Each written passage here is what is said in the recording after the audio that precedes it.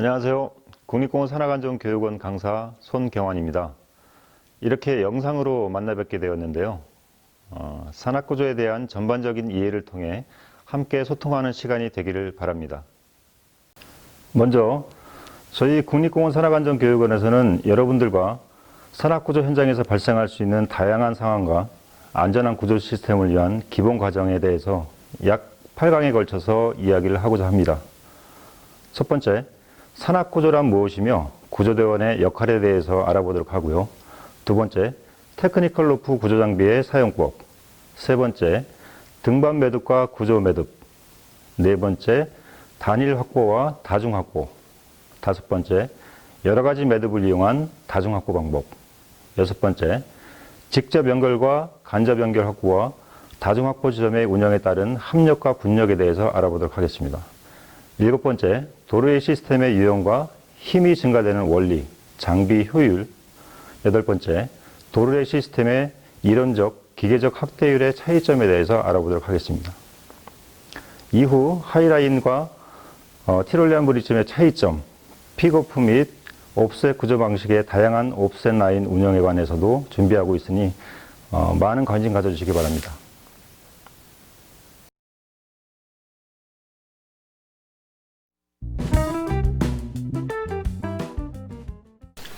자, 이번 시간에는 산악구조와 구조대원의 역할에 대해서 알아보도록 하겠습니다.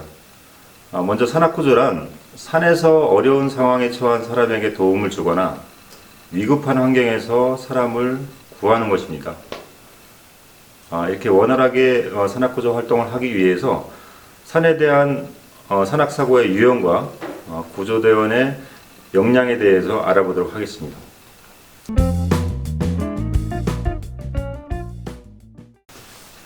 자, 산악사고의 유형 중에는 굉장히 다양하게 있는데요.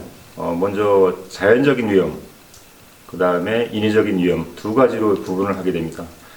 자연적 위험으로서는 기온이 급강하고 폭우가 내리고 폭설, 바람, 벼락, 강한 햇빛, 또 어둠, 안개 이런 것들이 자연적인 요인이 되겠죠. 이로 인해서 산사태, 눈사태, 낙석, 낙빙, 계곡 범람 등 이렇게 다양한 사고가 좀 발생이 되고 있고요. 인위적인 위험으로서는 방심과 부주의, 그 다음에 판단 미숙, 장비 사용을 잘못하거나 경험과 실력이 부족해서 그리고 무리한 산행 등으로 많은 산악사고가 발생을 하고 있습니다. 자, 그러면 산악구조대원의 역량은 어떤 것이 필요한지 알아보도록 하겠습니다. 구조대원으로서 암벽 등반, 빙벽 등반, 설상 등반 등 이 동하계를 구분 없이 다양한 경험과 실력을 가지고 있어야 합니다. 특히 안전한 업무를 수행하기 위해서는 로프를 다루는 기술과 조난자 수색, 눈사태 구조, 항공 구조, 순환 구조 등 산에서 발생할 수 있는 모든 분야에서 뛰어난 능력을 발휘해야 합니다. 그에 따라 강도 높은 정신력과 체력이 뒷받침이 되어야 하고요. 이론적인 지식의 폭도 넓어야 합니다.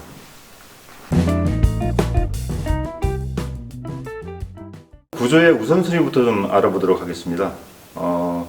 약간은 좀 이기적으로 들릴지도 모르겠지만 구조 현장에서 가장 우선시 되는 것은 첫 번째, 구조대원 자신의 안전입니다.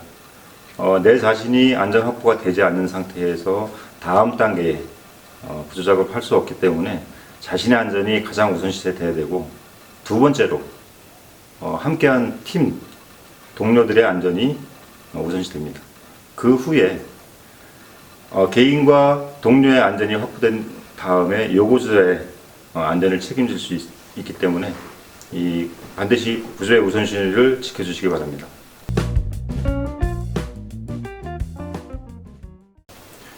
자, 로프 구조 시스템에 3S라고 있습니다. 이것은 모든 구조 현장에서 공통적으로 적용되어야 하며 이 세 가지 중 어느 한 측으로 치우치지 않게 항상 균형을 이루도록 노력을 해야 됩니다. 여기에서 단순이라 하면 현장에 출동한 팀원들이 원활한 의사소통을 통해 일사불란하게 구사할 수 있는 시스템이 될 것입니다. 복잡하고 팀원들이 이해하지 못하는 시스템은 굉장한 위험을 초래할 수 있기에 평상시 훈련을 통해서 안정된 시스템이 이루어지도록 노력을 해야 합니다.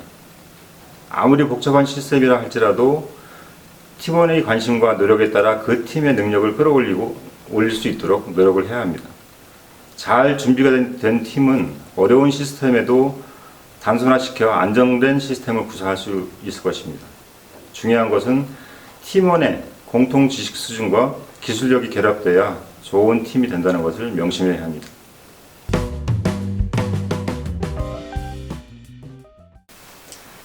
자, 다음은 사고 발생 시 상황 판단 5단계에 대해서 알아보도록 하겠습니다. 구조작업의 상황 판단은 5가지의 중요한 판단 기준이 필요합니다. 현장에 어떤 일이 발생을 했는지 정확하게 파악하는 것이 중요하며, 앞으로 추가로 진행될 가능성, 현재 인적 자원, 물적 자원의 현황을 파악하고 곧바로 구조할 것인지, 추가로 지원을 요청할 것인지 결정하고 구조 방법을 계획하고 실행해야 합니다.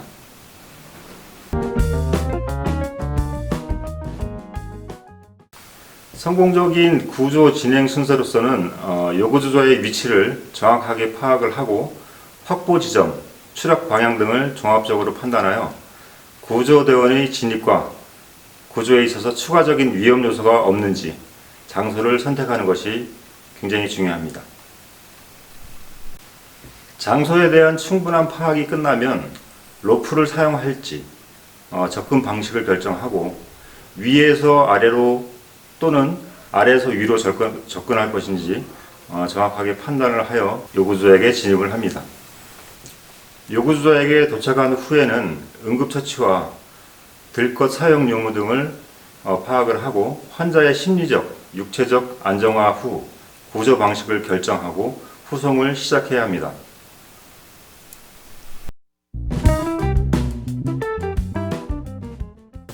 자, 다음은 로프 구조의 13가지 원칙에 대해서 알아보도록 하겠습니다. 첫 번째, 자신의 안전 확보를 최우선으로 해야 한다. 다음, 항상 단순한 방법을 선택해야 한다. 너무 복잡하거나 화려한 시스템은 또 다른 위험을 초래하기 때문에 항상 심플한 시스템이 굉장히 현장에서는 적합하다고 생각이 됩니다. 다음은 항상 연습을 게을리 하지 않는다. 그리고 감정적인 행동을 하지 않는다. 그리고 항상 백업 계획과 시스템을 갖춘다. 행동하기 전에 미리 계획을 세운다. 올바른 장비를 올바르게 사용을 한다. 그리고 항상 기록한다. 구조대원 전원이 같은 지식의 행동을 할 수 있어야 한다. 이 부분이 굉장히 중요한데요. 구조는 한두 사람에서 이루어지는 것이 아니고 팀 전원이 같은 지식을 가지고 소통이 잘 돼야 원활한 구조 시스템을 만들어낼 수 있기 때문에 굉장히 중요한 항목입니다. 그리고 실제 구조 시 연습하지 않은 방법을 절대 사용하지 않는다. 다음은 요구조자의 도움은 기대하지 않는다. 한번 접촉한 요구조자는 반드시 구조를 한다. 마지막으로 물 주변 5m 이내 접근 시에는 반드시 구명조끼를 착용을 해야 한다.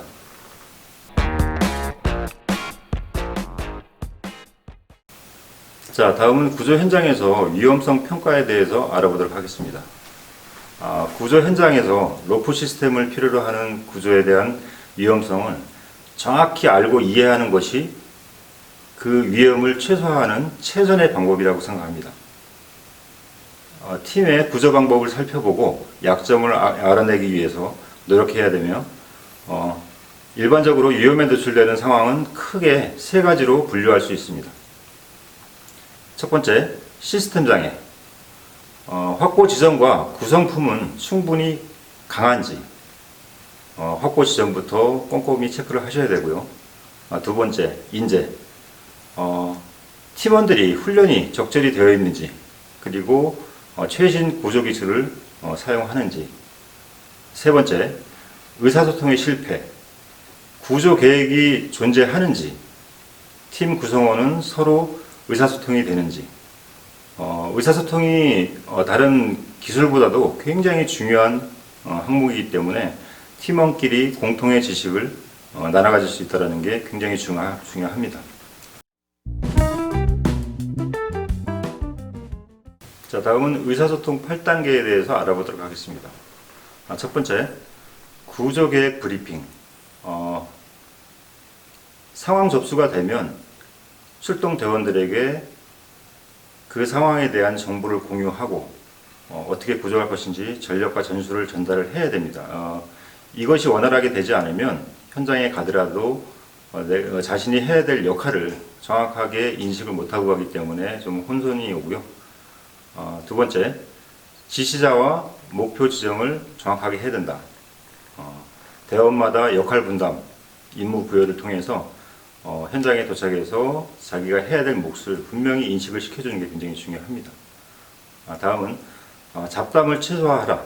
항상 어수선한 분위기에서는 주의를 분산시키고 명령을 놓치게 되기 때문에 리더의 말에 집중을 하고 현장에서 임무 수행을 하기 전에 반드시 안전 체크할 때 조용한 상태에서 다시 한번 체크를 할 수 있어야 됩니다. 그 다음, 적절한 의사소통 수단을 따라라. 모든 의사소통은 리더에 의해서 통제가 되어야 됩니다. 자, 그리고 하나의 지휘 및 통신 체계를 사용해라. 명확하고 간결한 명령과 수신호에 정의된 기본 어휘를 이용하여 평소에 꾸준하게 훈련을 해야 합니다. 명령, 복명, 복창.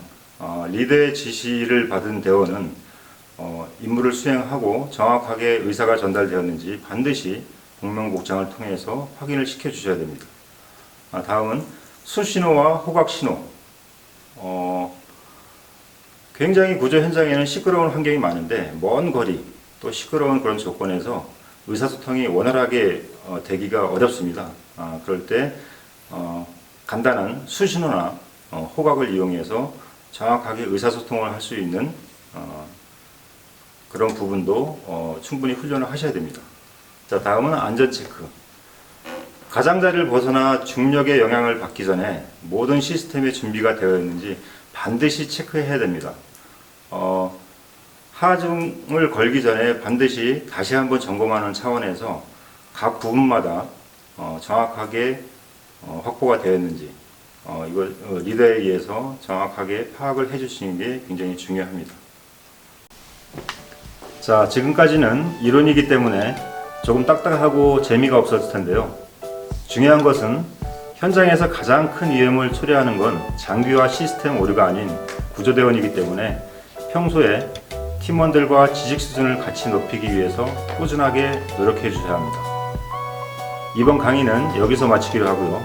다음 강의부터는 여러분들이 실질적으로 현장에서 자주 사용되는 구조장비 사용법과 매듭법, 그리고 도르래 시스템과 같은 관심이 있는 부분들을 계속 진행할 예정이오니 앞으로도 많은 관심 가져주시기 바랍니다. 고맙습니다.